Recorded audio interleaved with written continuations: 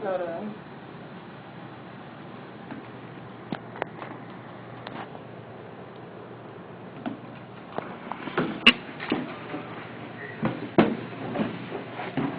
Good morning, Dr. Jones and fellow classmates. My name is Gjpriester. Does anybody know the qualities to be an Army officer? Well, today I inform you of the qualities needed to be an officer in the United States Army. This topic is important for me because of my interest in being part of the United States military, which allows me to be aware of the qualities and traits needed to be an effective leader.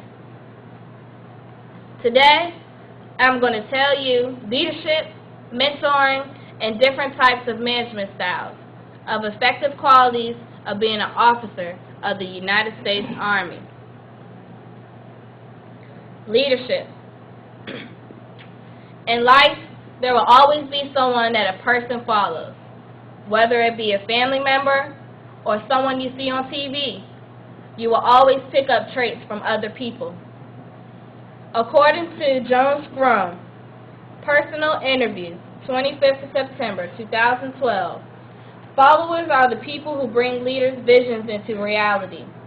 They are people who execute the commands who bring their own experience and knowledge to the problem, and who need to be strong enough to say stop when a leader gets it wrong. According to the U.S. Army Leadership Field Manual, New York, McGraw-Hill, 2004, followers are people who execute commands given to them. Second lieutenants who are junior level executives follow and take orders from the higher ranking officers. So briefly, each leader is going to execute commands given to them by their superiors, enlisted or commissioned. Mentors. As an Army officer, you must maintain physical fitness. You must always be in top shape because you cannot lead your soldiers from the rear. Self-discipline is an important factor in being a leader, especially in the time of war. According to Marshall Moore, Interview, 13, September 2012, officers must be especially capable of keeping a cool head under these conditions and use a great deal of self-discipline in the face of danger. A good Army leader has to be dedicated to his or her craft. According to Ned Millis, inside the Von Keith Army Officer Guide, 50th Mecklenburg Stackpole Book, 2005, stated that you must be dedicated to those who serve under you. You must be dedicated to your superiors, and above all, you must be dedicated to the service of your country. Everybody in the Army, whether combat arms, medical, or supply, plays a big part in completing the mission. As a leader in the Army, you have to motivate your team. Any good leader can get their soldiers to do a task that they do not want to do, but will enjoy doing it. If you are showing no enthusiasm in getting something done, your soldiers will do the same. Be self-motivated so you can motivate others. Management styles. Being an Army officer, you want to be the leader that places his soldiers and the mission before himself, because it's not just your life you have to worry about in the field, but your soldiers as well.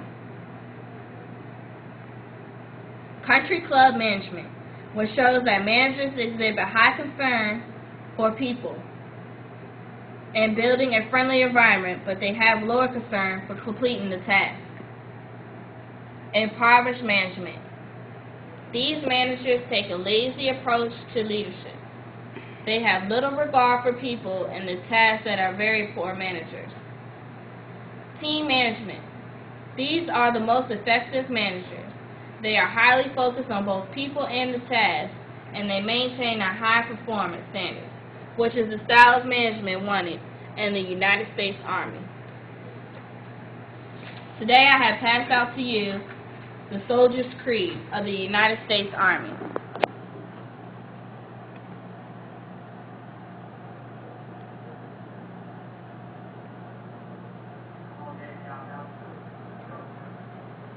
Does anybody have any questions? Can you please elaborate on the Soldier's Creed, please? Yes. The breakdown of the Soldier's Creed. I am an American soldier. You are serving for the just of GI Bill education benefits, but be part of something larger than yourself. I am a warrior and a member of a team. Being a warrior, you were trained to fight and defend yourself. As a team member, you will live to serve the team. To maximize the team's capability, all team members must work toward a common goal. Mission accomplished. If one member fails the team, the mission could fail. I serve the people of the United States and live the Army values. Regardless of how you feel about the war, you protect their freedom, so they can have the right to voice their opinion. As far as the Army values, it's all or nothing.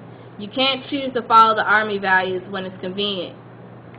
You follow them as they know your way of life. I will always place the mission first. The mission always comes first, even if it means you sacrifice something, even if that something is your life. I will never accept defeat. Defeat is not just a personal thing. If you fail, you also fail the people of the United States, the very people you chose to defend. I will never quit. As an American soldier, it is not in your will to quit. By giving up, you are letting down your team and the American people you pledge to serve. I will never leave a fallen comrade. This only applies in combat, but you're always there to support and help your team members just as you are always there to help you. I am disciplined physically and mentally tough, trained and proficient in my warrior tasks and drills. It simply states that if you are ordered to do something, you have an obligation to do it. Regardless of your personal feelings toward it, basic training and IET will teach on how you do each warrior task and drill properly. All you have to do is listen and pay attention each and every day. I will always maintain my arms, my equipment, and myself. It means keeping everything assigned to you in the best condition you can, including yourself, by eating right and excelling. You can't be mentally strong if you are not physically strong. I am an expert, and I am a professional. You know your job, and you do it well. This image you project is one of a professional, because that is what you are, a professional soldier. I stand ready to deploy, engage, and destroy the enemies of the United States of America in close combat. It simply states that even with all modern equipment of today, sometimes it takes soldiers on foot going in or nothing out of the enemy, as in Afghanistan. I am a guardian of freedom and the American way of life. Regardless of what American people think of what you do it to protect their freedom to verbally deplore what you do for them. I am an American soldier. Woo-ha! Does that answer your question? Yes. Having the quality of being a follower makes you a successful leader, because as saying goes, you know how to follow before you can lead. You must always lead by example. There are always eyes on you, and you make the position of authority, or in a position where you need to make decisions and lead. Being in a position as an Army officer is like being in a manager's position in the civilian world. So you must always put your soldiers and your job before yourself. Thank you.